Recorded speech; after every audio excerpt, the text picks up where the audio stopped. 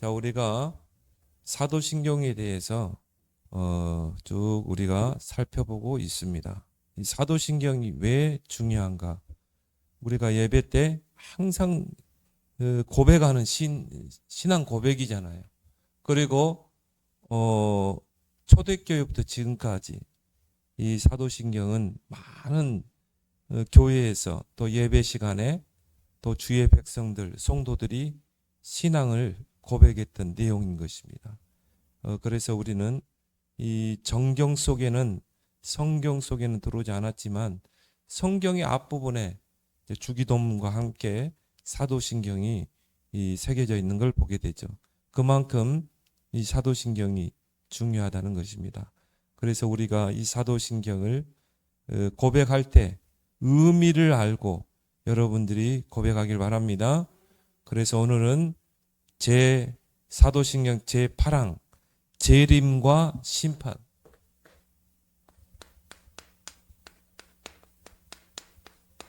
예수 그리스도의 재림과 또 심판에 대해서 우리가 좀 알아보도록 하겠습니다. 그래서 오늘 우리가 읽은 본문에도 예수님께서 이 천사장의 나팔 소리와 함께 하늘로서 강림하신다고 그랬죠. 그래서 우리가 신앙 고백이 저리로서 산자와 죽은 자를 심판하러 오시리라. 이제 주님이 이 복음이 모든 민족에 증거된 후에 세상 끝이 오고 주님이 이제 재림주로 이 땅에 오셔서 오늘 보니까 천사들을 보내서 오늘 31절에 나오죠. 천사들을 보내리니 그들이 그의 택하신 자들을 하늘 이 끝에서 저 끝까지 사방에서 모으리라. 우리가 만약 그때까지 살아있다면 주님이 재림주로 강림하시고 그 주의 택한 백성들, 구원받은 백성들을 이 온 지구에서 다 끌어모으겠죠. 우리는 신령한 몸으로 공중으로 들림받게 된다. 그리고 공중에서 그 주님을 뵙게 되고 그래서 거기를 성경은 어떻게 표현했냐면 우리를 맞으러 오시는 그 주님은 재림주는 신랑, 우리는 신부, 교회는 신부죠. 그렇게 해서 어떻게 합니까? 혼인잔치에 참여하게 된다. 그게 천국이죠. 천국에 입성하게 되는 것입니다. 정말 최고 영광의 날이죠. 최고 영광. 그래서 어떤 사람들은 막 재림에 대해서 막 무섭게 이야기하고요. 그러는데 재림은 우리 구원받은 성도의 최고의 축제 날입니다. 최고 축제. 만약 우리가 주님이 재림주로 오시기 전에 만약 죽었다. 그럼 우리 영혼은 천국에 가 있겠죠.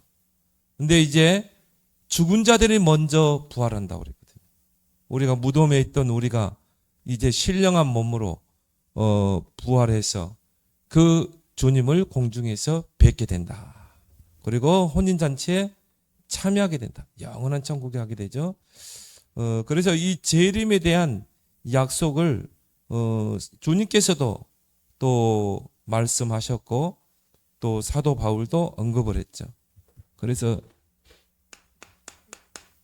주님의 재림의 약속. 무엇보다 예수님께서 오늘 마태복음 24장에 그 주님의 재림에 대해서 구체적으로 설명했죠. 그래서 주님이 재림주로 이 땅에 오실 때 일어날 징조에 대해서도 쭉 이야기했고요. 전쟁이 일어나고 또 기근이 들고 또 난리 소문이 나고 그런 일들이 있을 것이다. 또 뭐 적그리스도가 나타나고 또 거짓 선지자가 일어나서 많은 사람들을 미혹할 것이다.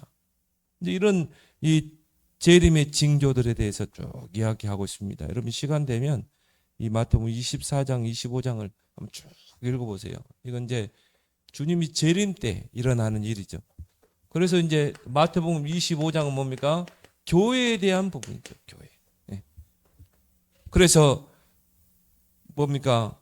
이 열처녀 비유, 그리고 달란트 비유, 양과 염소 비유, 그걸 통해서 정말 어떤 사람은 구원을 받아서 그 천국에 가게 되고 어떤 사람은 버림받게 되고 이런 부분들을 이제 마태복음 25장에 잘 나와 있습니다. 또 데살로니가전서, 바울은 데살로니가전서 4장과 5장에서 이제 이 재림에 대한 부분들을 쭉 설명하고 있습니다. 데살로니가 4장에 보니까 천사장의 소리와 하나님의 나팔 소리로 친히 하늘로부터 강림하시리니, 예수님이 재림주로 그죠. 우리는 그 나팔 소리를 다 듣게 돼 있어요. 모든 사람들이. 그리스도 안에서 죽은 자들이 먼저 일어나고, 그 죽은 자들이 무덤에서 이제 일어나서 뭡니까? 신령한 몸으로 공중에서 주님을 뵙고, 또 먼저 그리고 살아남은 자들이 공중으로 들림받게 될 것이다. 그걸 휴거라고 그러죠. 휴거. 신령한 몸으로 휴거하게 돼요. 그래서 예수님이 뭐라고 그러냐면, 두 사람이 밭을 갈고 있음에 한 사람은 들림받고 한 사람은 그대로 있고, 이 땅은 불탄다고 그랬잖아요. 하나님 심판을 받게 돼요. 두 여인이 맷돌을 갈고 있는데, 맷돌을 갈고 있는 한 여자는 들림받고 한 여자는 그대로 있고. 그래서 이제 주님 때가 되면, 주님이 재림주로 올 때는 알곡과 쭉정이로 확 갈라집니다. 그래서 우리는 이런 주님의 재림과 심판의 날을 앞에 두고 우리는 어떻게 이 마지막 때 신앙생활을 해야 되는지 우리는 교훈을 삼아야 될 줄 믿습니다. 그 사도행전 1장 11절에도 너희 가운데서 하늘로 올려주신 이 예수는 하늘로 가심을 본 그대로 오시리라. 예수님이 감람산에서 승천하실 때 그걸 제자들이 하늘로 올리심을 받는 걸 봤거든요. 그러니까 그들이 막 슬퍼하니까 천사가 하는 말이죠. 너희들이 본 그대로 다시 오시리라. 천사가 한 일이죠.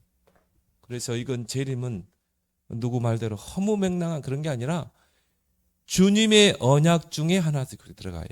그래서 예수 그리스도에 대한 언약이 뭡니까? 초림, 성육신, 십자가, 부활, 그리고 뭡니까? 재림주, 그렇죠? 그 다음에 심판의 주. 그렇다면 우리가 주님은 분명히 재림주로 오실 것이다. 약속을 했거든요. 재림주 그리스도.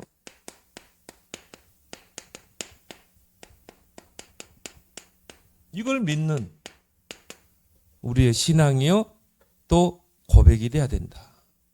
그러면 자, 재림의 특징.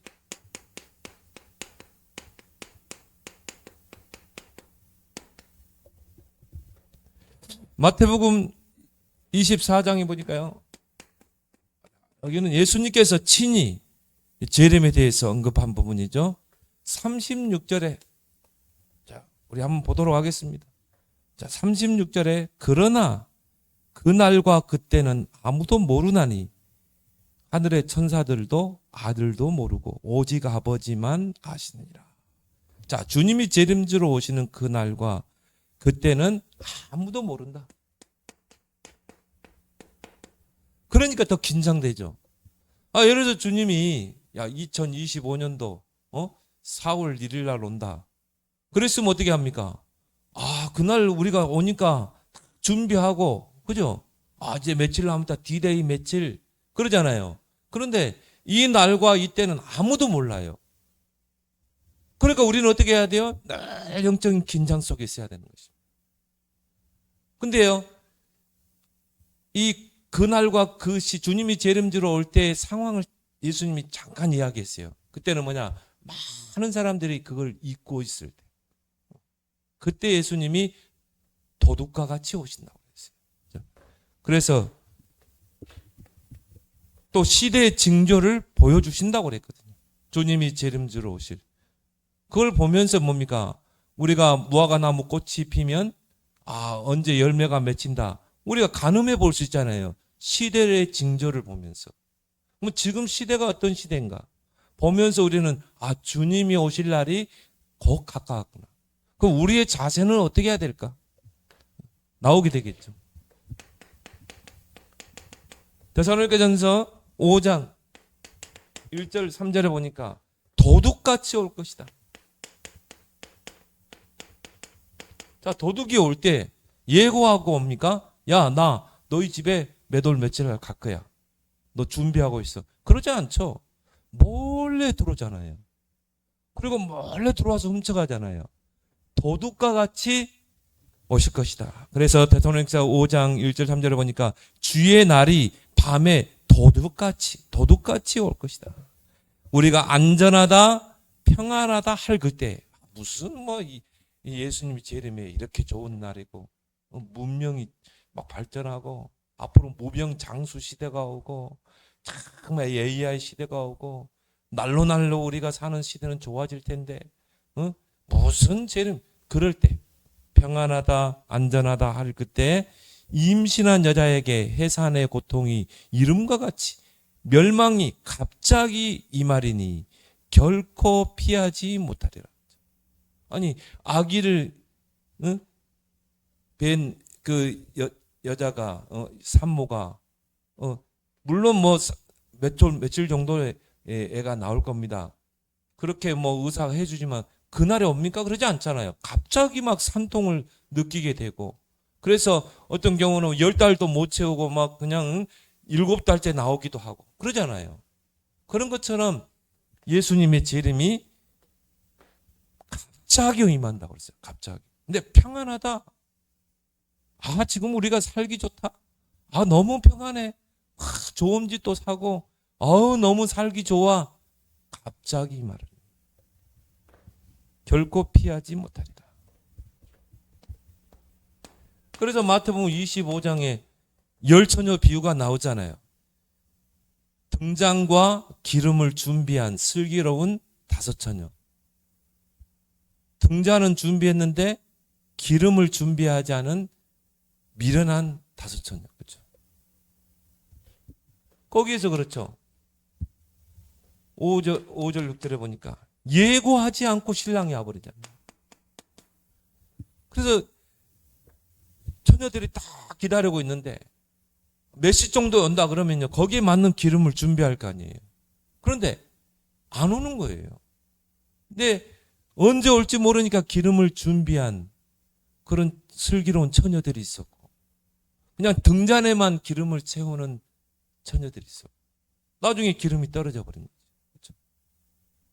그 열처녀 비유를 통해서 신랑이 더디 오므로 다 졸며 잘새 밤중에 한밤중에 소리가 나되 보라 신랑이로다 맞으러 나오라 하며. 그렇죠? 그래서 우리가 주님이 재림 때 주님이 신랑으로 오시고 우리는 뭡니까? 신부로서 공중에서 주님을 맞는 것입니다. 그리고 신혼잔치에 들어가는 것입니다. 그게 바로 천국이죠. 그런데 예수님은 마태복음 24장에서 재림의 징조를 우리에게 미리 알리셨어요. 그래서 빛의 자녀들로 하여금 그 날을 어느 정도 가늠하고 준비할 수 있도록 우리에게 24장에 그 재림의 징조를 알리셨습니다. 그래서 오늘 3절에 보면 그래서 마태복음 24장 보면은 3절에 보니까 예수께서 감람산 위에 앉으셨을 때 제자들이 조용히 와서 이르되 이루소서 어느 때 이런 일이 있겠습니까? 또 주의 임하심과 세상 끝에는 무슨 징조가 있습니까? 세상 끝에 세상 끝은 주님이 재림주로 오실 때죠. 그 세상 끝에는 무슨 징조가 있사오리까? 예수께서 대답하여 이르되 그렇죠. 쭉 이야기하죠. 자, 그러면서 그 징조에 대해서 설명을 합니다. 오늘 6절에서 8절 한번 보겠습니다. 6절 8절에 보니까 난리와 난리 소문은 듣겠으나 너희는 삼가 두려워하지 말라. 이런 일이 있어야 돼. 아직 끝은 아니니라. 민족이 민족을 나라가 나라를 대적하여 일어나겠고 곳곳에 기근과 지진이 있으리니 이 모든 것은 재난의 시작이라. 자, 말세에 주님이 재림주로 올 때 징조가 뭡니까? 전쟁. 지금 보세요, 여러분. 지금 우크라이나 사태, 또 중동에서도요. 계속 하마스 전쟁이 일어나죠. 또 이란이 지금 벼르고 있죠. 그래서 또 성경의 계시록에 보면 무기또 전쟁 나오죠. 아마겟돈 전쟁이 나오잖아요. 제3차 세계대전이죠. 그래서 보니까 마크롱이 제3차 대전을 예고 있잖아요. 그러면 이제 이런 전쟁이 지금 일발 즉 뭐니까 곧 전쟁이 일어날 상황 속에 지금 뭐 중국도 대만을 치겠다고 말하고 북한도 지금 핵을 30개 넘게 준비했다고 그래요.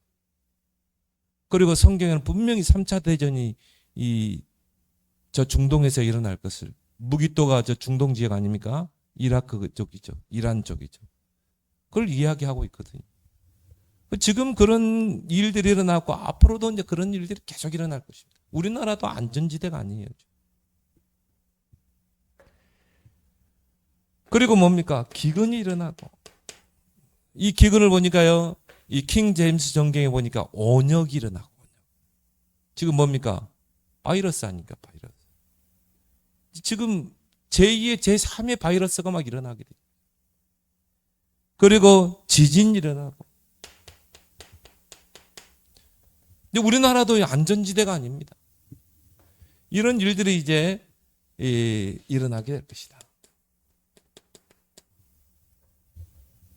난리에 난리 소문이 일어나죠. 또 뭡니까? 환란이 임할 것이다. 이 땅에 환란이 임할 것이다. 그리고 기독교인들에게도 이런 핍박의 시대가 올 것이다. 9절에서 10절에 보니까 그때 사람들이 너희를 환란에 넘겨주겠고 너희를 죽이리니 너희가 내 이름 때문에 모든 민족의 미움을 받으리라. 지금 말 들어보면요, 저 아프리카 지역에서는 그냥 기독교 마을이 다 학살되고요. 그런 일들이 지금 계속 군 네이버스나 보면은 읽어보면은 지금도 자행돼요. 콩고에서도 마찬가지. 콩고에서도 한 기독교 마을이 다 불타버렸다니. 다 학살당하고. 그게 지금 언론에 나옵니까? CNN에 나옵니까? 전혀 안 나옵니다. 지금도 그런 학살들이 일어나고 있어요. 만약 우리나라가 사회주의 나라 되면 어떻게 될 것 같아요? 제일 먼저 기독교인들이 학살시키죠. 목사들 수청시키고. 그런 일들이 자행되게 돼 있는 것입니다. 근데 말세 때 이제 이런 일이 일어나요. 그래서 많은 사람들이 배교하는 일이 일어나요. 아, 나 기독교 아니야. 기독교는 아니야. 왜? 칼 들이대는데.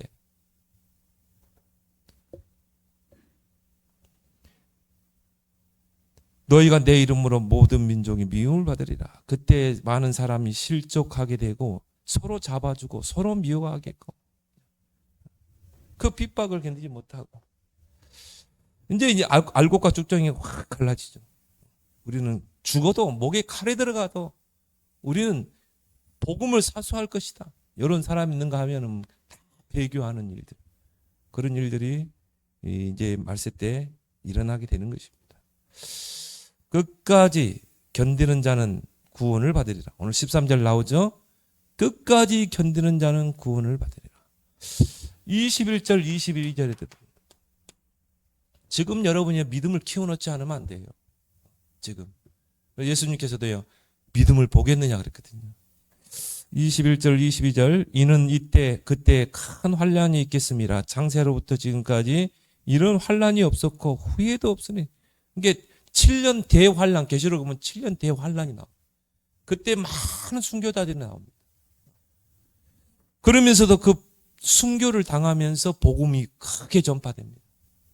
22절에 그 날을 감하지 아니하면 모든 육체가 구원을, 이게 너무나 핍박이 심하게 오니까 그 날을 감하지 아니하면 구원을 얻을 자가 없나니 그러나 택하신 자들을 위하여 그 날을 감하시리라. 지금 여러분들 믿음을 키워놔야 돼요. 그리고 불법이 성하게 될 것이다.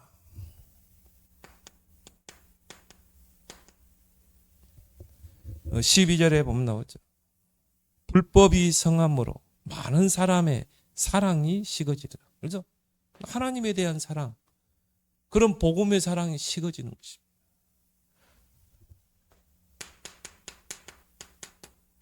미지근한 신앙, 하나님을 향한 그런 뜨거운 그런 가슴, 이런 것들이요 많이 식어져 버려요. 그래서 일대에 우리가 정말 이 믿음을 회복해야 된다. 노아 시대 때도 마찬가지죠. 하나님의 아들들이 세상의 딸들이 아름다워 다 세속화되어 버리잖아요. 그래서 말세의 현상이 뭡니까? 불법이 성하니까 어떻게 돼요? 죄가 왕성하는 것입니다. 디모데후서 3장에 막 고통하는 때가 오고, 그렇죠? 사람들은 사나워지고 난폭해지고 하나님을 사랑하는 것보다 쾌락을 사랑하고 그런 시대가 오게 됐죠. 바로 네피림 시대죠. 근데 오늘 중요한 말씀을 했죠. 14절에 여기 한 번 더 뭡니까? 적그리스도가 일어날 것이다. 또 거짓 선지자가 일어날 것이다. 그래서 오늘 5절에 많은 사람이 내 이름으로 와서 이르되 나는 그리스도라 하여 많은 사람을 미혹하리라. 적그리스도가 일어나게 되고 거짓 선지자들이 오늘 11절에도 거짓 선지자가 많이 일어나 많은 사람을 미혹하게 될 것이다. 근데 중요한 건 뭐가 나옵니까? 오늘 14절에 이 천국 복음이 모든 민족에게 증언되기 위하여 온 세상에 전파되리라. 자, 이 복음이 어디에요? 온 세상에 전파되어야 하리니 그때야 끝이 오리라. 그래서요, 저는 보면서요, 이 복음이 예루살렘에서 시작해서 로마를 통해 유럽으로, 아메리카 대륙으로, 그리고 아시아로 왔잖아요. 지금 어디로 들어가고 있습니까? 중동으로 들어갑니다. 마지막 복음을 이제 유대인들이 받게 돼 있거든요. 그 소수의 남은 자 유대인들이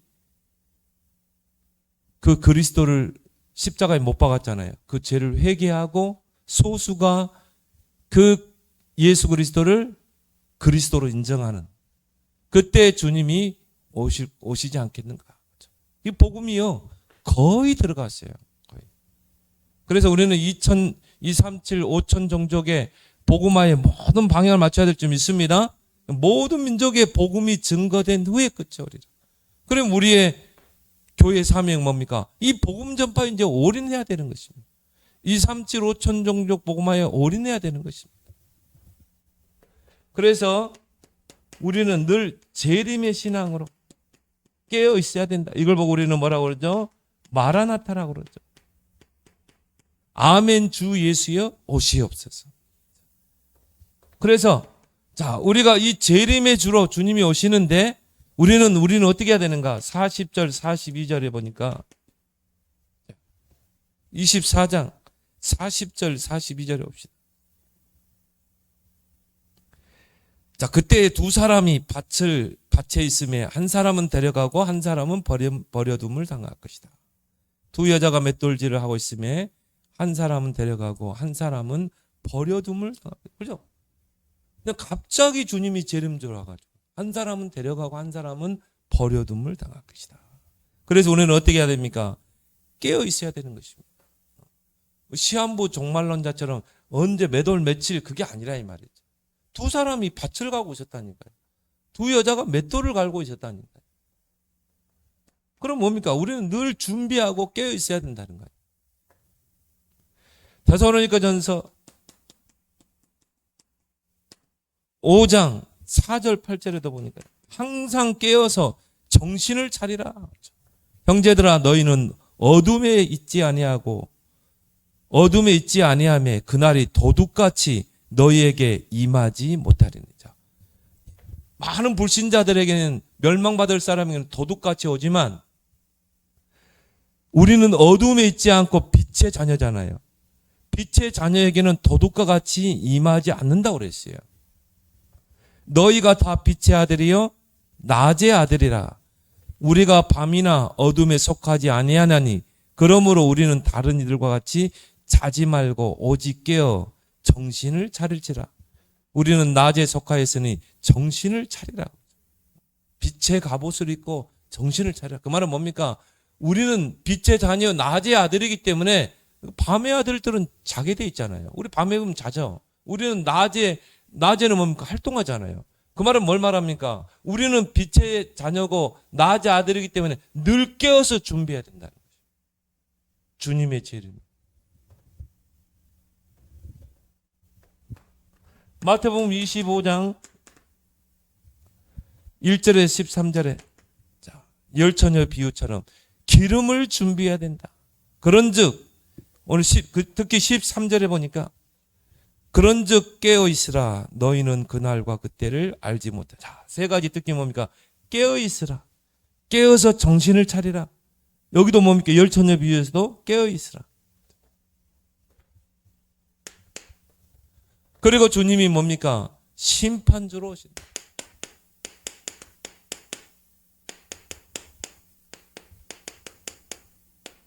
자, 주님이 재림주로 오셔서 이 땅을 심판하시죠. 그래서 선악간에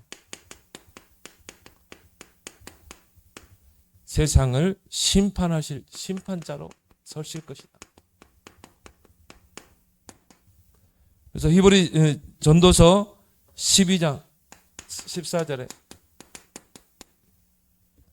하나님은 모든 행위와 모든 은밀한 것을 선악간에 심판하신다.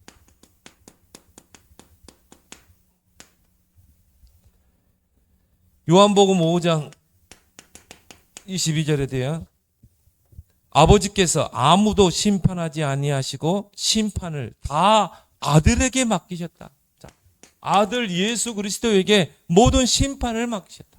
그래서 마지막 때 주님이 재림지로 오셔서는 심판의 주로 모든 사람을 다 심판하시는 것입니다.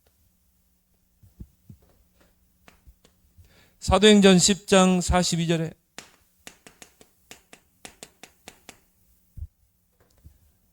그가 재판장이 되신다. 그 판사가 세상 법정에서 판결을 내리잖아요. 그런 것처럼 예수님께서 재판장으로 서실 것이다. 하나님이 살아있는 자와 죽은 자의 재판장으로 정하신 자가 바로 예수 그리스도이시다. 예수 그리스도께서 재판장으로, 심판자로 서게 되신다. 그래서 디모데후서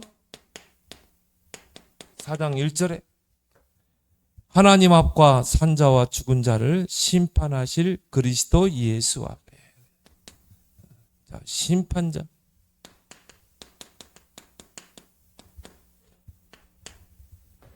그래서 마지막 때 모든 사람은 다 심판대 앞에 서게 됩니다. 히브리서 9장 27절에 말씀했죠. 잘하는 성경 구절이죠. 한 번 죽는 것은 정해져 있고 그 후에는 뭐가 있다고 그랬습니까? 심판. 심판에 따라서 뭡니까? 천국과 지옥으로, 영생과 영벌로 나뉘는 것입니다. 그래서 고린도후서 5장 10절에 우리가 다 반드시 그리스도의 심판대 앞에 나타나게 되어 각각 선악간에 그 몸으로 행한 것을 따라 받으려 함이라. 그리스도의 심판대. 근데 여기서 말하는 이 선악간은요, 세상 사람들이 말하는 선악 그게 아닙니다. 세상 사람들 말하는 선악은 뭡니까?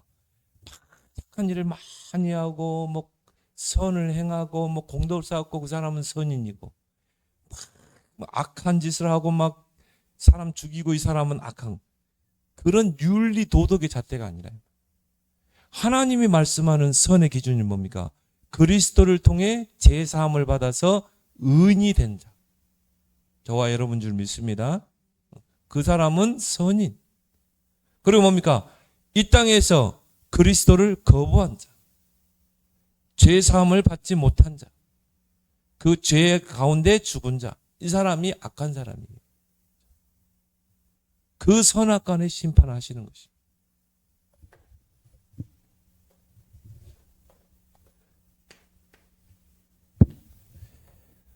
요한복음 8장 18절에 요한복음 3장 18절 그를 믿는 자는 심판을 받지 아니하는 것이요. 저와 여러분들은 뭐예요? 심판을 받지 않죠. 그렇죠? 왜? 우리는 그리스도를 통해 구원받은 자지. 진짜 심판을 받을 자는 누굽니까? 그리스도 하나님을 거부한 사람이죠.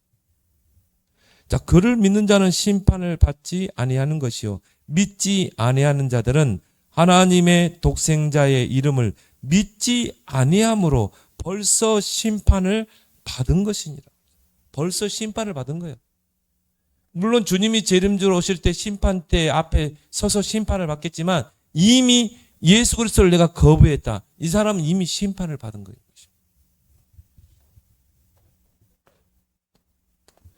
그래서 이 심판에 따라서 우리가 세상 법정에서 그러잖아요.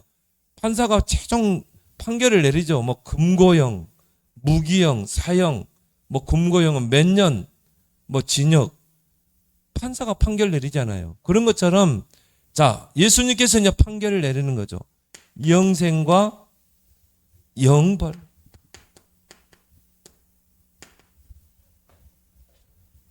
근데 중요한 거는요.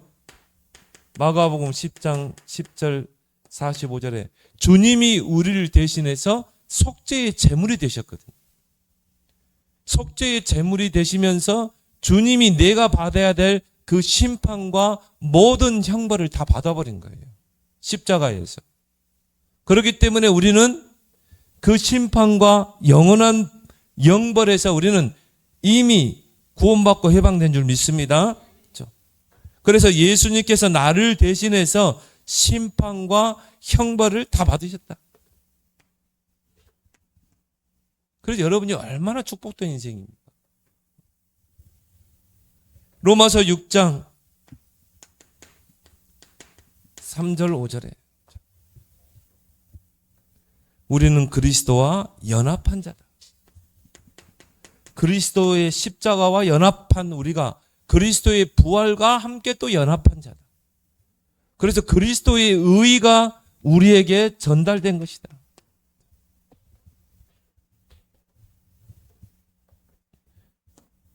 마태복음 25장 41절에서 46절에 자, 영생과 영벌에 대해서 나오죠. 거기 보면 뭐가 나옵니까? 양과 염소 비유 나오잖아요.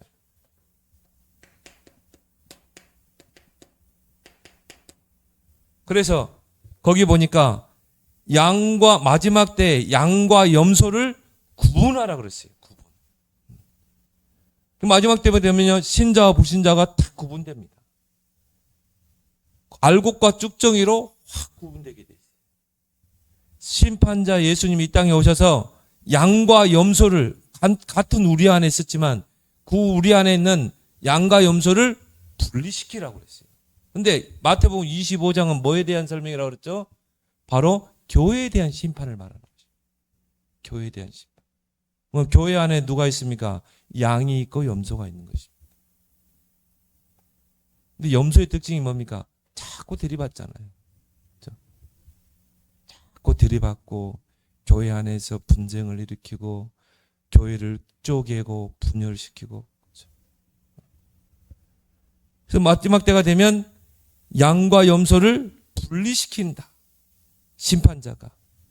그래서 염소는 저주를 받은 자들아 나를 떠나 마귀와 그 사자들을 위하여 예비된 영원한 불에 들어가. 이제 보세요. 마태복음 25장 볼까요? 41절에 보니까. 그러니까 이 염소들이 뭐라고 그럽니까? 왼편에 있는 여주들이 내가 줄일 때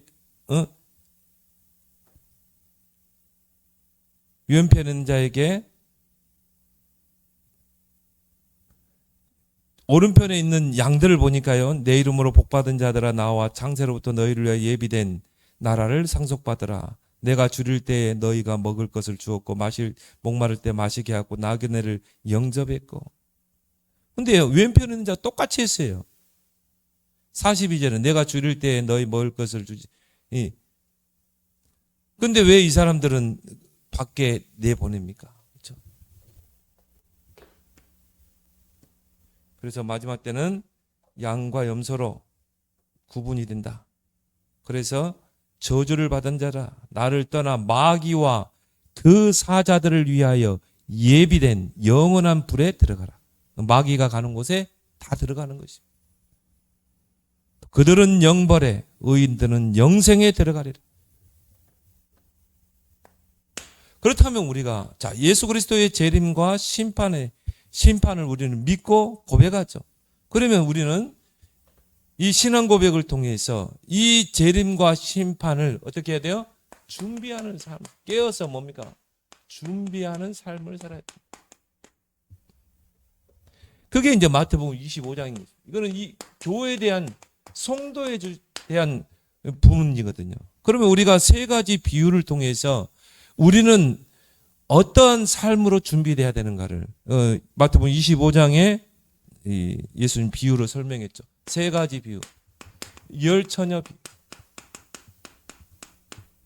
자, 마태복음 24장에 재림주로 오신다, 심판주로 오신다 이야기했고 그 징조를 이야기했잖아요. 그러면 25장은 뭡니까? 그러면 교회는, 그러면 성도는 어떻게 주님의 재림과 심판을 준비해야 되는가? 그걸 알리는 것입니다. 세 가지 비유. 첫 번째 열처녀 비유에 대해서. 이거는 뭡니까? 말세에 깨어있는 신앙이다. 말세는 어떻게 해야 돼요? 깨어있는 신앙이 돼야 된다. 이걸 이제 비유로 설명한 것이죠. 자, 열처녀 비유 보니까 기름을 준비해라. 기름을. 자, 말세를 만나 우리는 어떻게 해야 됩니까? 기름을 준비해야 된다. 그래서 유대인의 결혼 풍습이 뭐냐면 두 번 결혼을 해요. 그래서 어떻게 합니까? 그 신랑 집에서 먼저 결혼식을 합니다. 그러고 나서 신부 집에서 또 결혼식을 해요. 그러면 이제 밤에 이제 신랑이 오거든요. 그 신랑 집에서 결혼식을 하고 이제 신부 집으로 이제 오는 것입니다. 그러면 이제 처녀들이 그 길가 신랑이 오는 그 길목의 양쪽에서 뭡니까? 등잔을 들고 거기다 불을 켜고 그 길을 밝히는 것입니다. 그러면 뭘 준비해야 돼요? 등잔을 준비하고 기름을 채워야 되겠죠. 그리고 불을 켜야 되겠죠. 그리고 뭡니까? 언제 올지 모르니까 늦게 올 수 있으니까 기름을 준비했네. 근데 거기 보니까 5 처녀는 슬기로운 처녀들은 그 등잔에 기름도 채우고 예비적으로 기름을 준비했던 것입니다. 근데 그 지혜롭지 못한 미련한 처녀들은 기름은 채우기로 했는데 여분의 기름을 준비하지 않은 것입니다. 그 비유를 이야기한 것이죠.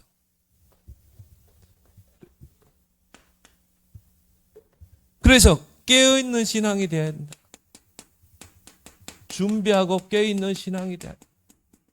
왜? 언제 신랑이 올지 모르니까. 그래서 25장 5절에 신랑이 더디 오므로 다 졸며 잘세. 다 졸며 잘세. 6절에 밤중에 소리가 나되 보라 신랑이로다 맞으러 나오라 하며. 그리고 막 잠에 깨가지고요 탁 나가보니까 어떻게 됩니까? 이 기름에 여분이 있는 이 등잔에 기름은 다 떨어지고 여분이 있는 그 처녀들은 거기다 기름을 보충해가지고 어떻게 합니까? 혼인잔치에 들어갔고 이 지혜롭지 못한 처녀들은 이제 기름이 다 떨어진 거예요. 그래서 어떻게 했습니까? 그 기름을 사러 간 것입니다. 그래서 오늘 11절, 12절에 보니까 10절에 보니까 그들이 사러 간 사이에 신랑이 오므로 준비하였던 자들은 함께 혼인잔치에 들어가고 문은 닫힌지라. 천국 문이 닫혀버린 거예요. 그 후에 남은 처녀들이 와서 이르되 주여 주여 우리에게 열어주소서. 그래서 이제 이걸 가지고 또 여러 가지 이야기가 많이 나옵니다. 창세전 선택설 이제 그게 있고요. 우리 창세전은 이미 택한 백성이야. 이 땅에 좀 한 번 구원 영원 구원이야. 대충 살고 세상 즐기고 살면 우리 구원은 취소될 수 없으니까 이렇게 말하는 이제 이 선택설이 있고요. 아니야. 구원은 건설적인 거예요. 건물을 짓는 것처럼 그죠? 구원도 건설적인 구원이야. 이게 이제 또 이제 한파가 있죠. 이제 알미니안 주의라고 그러죠. 근데 성경은 두 개를 다 이야기하고 있어요. 두 개를 다. 오늘 이 비유를 통해서 보더라도. 근데 이제 중요한 우리 장로교 신앙은 뭡니까? 선택설을 이야기해요. 우리 창세전에 이미 구원이 우리 선택된 거예요. 한 번 구원, 영원 구원이에요. 그렇게 이야기하죠. 그래서 하여튼 여러분이 기름을 준비하면 되길 바랍니다. 기름을 준비하라는 말은 뭐죠? 주님의 재림을 기다리면서 깨어있는 신앙이 돼요. 그리고 우리의 뭡니까? 믿음을 키워야 돼요.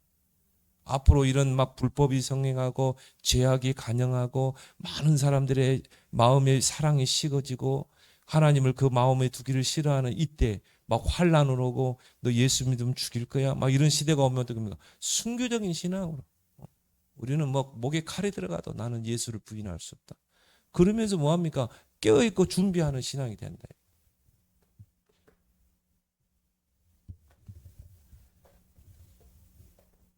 결국은 이 혼인잔치 들어가는 사람이 있고 들어가지 못하는 사람이 있고. 그 다음에 두 번째 비유가 뭡니까? 달란트 비유.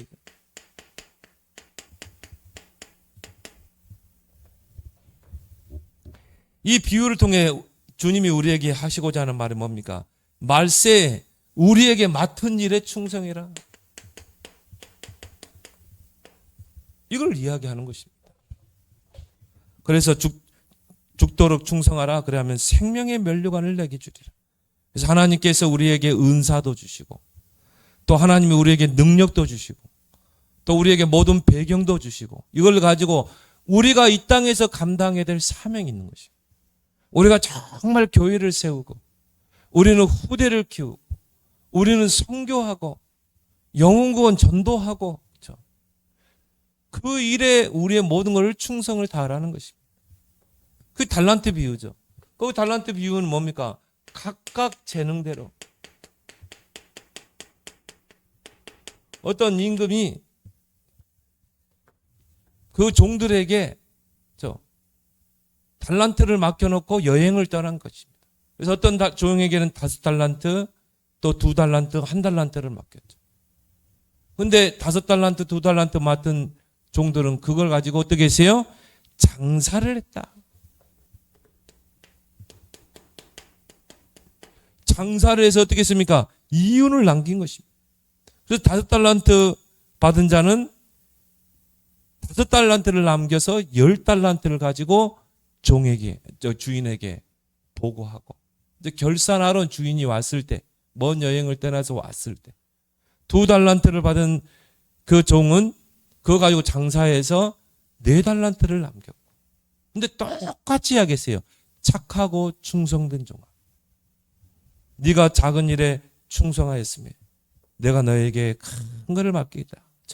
오늘 23절에 보니까 21절에 주인이 이르되 잘하였도다 착하고 충성된 종아, 네가 적은 일에 충성하였으며 내가 맡은 많은 것을 내게 맡기리니 내 주인의 즐거움에 참여할지다. 자, 2달란트 가지고 4달란트를 남긴 그 종에게도 똑같은 표현을 했죠. 23절에 그 주인이 이르되 잘하였도다 착하고 충성된 종아, 네가 적은 일에 충성하였으며 내가 많은 것을 내게 맡기리는 내 주인의 즐거움에 참여할지다. 자, 1달란트 맡은 사람은 어떻게 했습니까? 땅에 묻어둔 것입니다. 와서 주인에게 당신은 굳은 사람이라 심지 않는 데서 거두고 해치지 않는 데서 모은 줄 내가 알았으므로 두려워하여 달란트를 땅에 감추어 뒀나이다. 보소서 당신의 것을 가진. 26절에 뭐라고 그럽니까? 이 악하고 게으른 종아, 나는 심지 않는 데서 거두고 해치 않는 데서 모은 줄 네가 알았느냐. 그러면서 뭡니까? 이 30절에 보니까 이 무익한 종을 바깥 어두운 데로 내쫓으라. 거기서 슬피우며 이를 갈미 있으리라. 자, 이 달란트 비유를 통해서 반드시 결산할 때가 온다. 달란트 비유를 통해서 우리가 교훈 삼아야 될 게 뭐라고요? 내게 맡겨진 일에 충성을 다해라. 그리고 양과 염소 비유.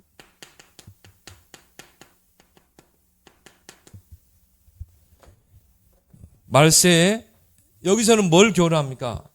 말세에 사랑을 신천해라. 하나님을 사랑하고 영혼을 사랑하고. 그래서 주님이 오실 때 뭡니까? 양과 염소로 구분을 하신다. 그리고 양에게 대해서는 40절에 보면 나오죠. 염소에 대해서는 어떻게 합니까? 41절에 바깥 어두운 데로 내쫓으라고 그래요. 영벌에. 그래서 34절 봅시다. 34절에 보니까 그때 임금이 오른편에 있는 자들에게 자 구분을 해서 오른편에 양들을 앉혔죠. 내 아버지께 복받을 자들이여 나와서 창세로부터 너희를 위하여 예비된 나라를 상속받으라. 내가 줄일 때 너희가 먹을 것을 주었고 마실 때 마시게 하였고 나그네 되었을 때 영접하였고 헐벗었을 때 입을 옷을 입혔고 병들었을 때 돌보았고 옥에 갇혔을 때 와서 보았느니라. 이에 의인들이 대답하여되 주여 우리가 어느 때 주께서 줄이신 것을 보고 음식을 대접했고 목마르신 것을 마시게 했습니까? 어느 때 나그네 되신 것을 보고 영접하고 헐벗은 것을 보고 옷 입혔나이까? 40절에 뭐라고 그럽니까? 임금이 대답하여 이르되 내가 진실로 너희에게 이르노니 너희가 여기 내 형제 중에 지극히 작은 자 하나에게 한 것이 곧 내게 한 것이니라. 지극히 작은 자에게 한 것이. 이거는 여러 가지 의미가 있습니다. 교회 안에 정말 소외받고 어려운 성도들을 내가 돕고 그 사람을 놓고 그 성도를 놓고 기도하고 특히 우리 새 가족들을 놓고 그 작은 자 또 렘넌트가 될 수 있고요. 정말 우리 자라나는 새싹을 위해서 내가 기도하고 헌신하고 거기에 우리의 모든 것을 드리고 또 뭡니까? 정말 죽어가는 영혼들. 저 영혼들을 위해서 내가 그리스도의 사랑의 복음을 증거하고